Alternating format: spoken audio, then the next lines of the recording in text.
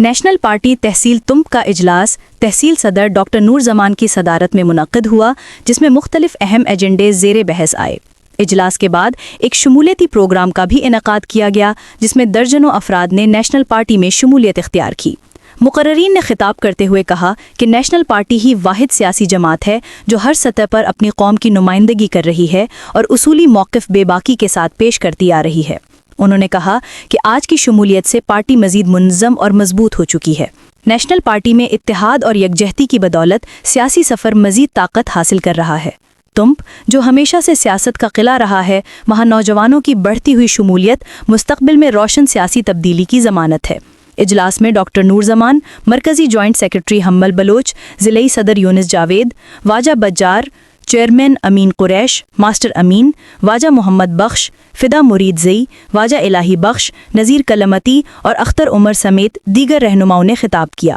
جبکہ صوبائی deputy secretary انور اسلم، سرتاج گچکی، حاجی شوکت، مسعود جلیس، chairman ناصر رند، اکبر امان اور بڑی تعداد میں کارکن شریک ہوئے۔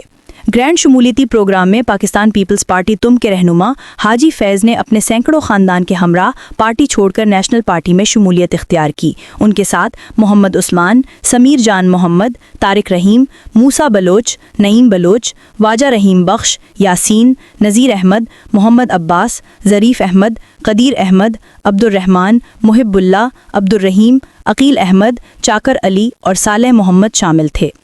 اسی طرح کلاہو تمب سے واجہ آہر داد نے اپنے خاندان کے ہمراہ بلوچستان عوامی پارٹی باپ کو خیر بات کہہ کر نیشنل پارٹی میں شمولیت اختیار کی۔ میرآباد تمب سے بھی علی ولد جمعہ، خالد حسین ولد علی، امام ولد سرور، شبیر ولد اللہ بخش، محمد جان ولد سردو، نیاز ولد ولی محمد، صادق ولد علی، آصف ولد علی، شیر جان ولد جان محمد اور سدھیر ولد اللہ بخش نے اپنے خاندانوں سمیت باپ پارٹی چھوڑ کر واجہ الہی بخش کی موجود بلوچستان بھر کی تازہ ترین خبروں سے باخبر رہنے کے لیے وائس آف مکران چینل کو یوٹیوب پر سبسکرائب کریں، فیس بک، انسٹاگرام، ٹک ٹاک پر فالو کریں تاکہ آپ سے کوئی خبر رہ نہ جائے۔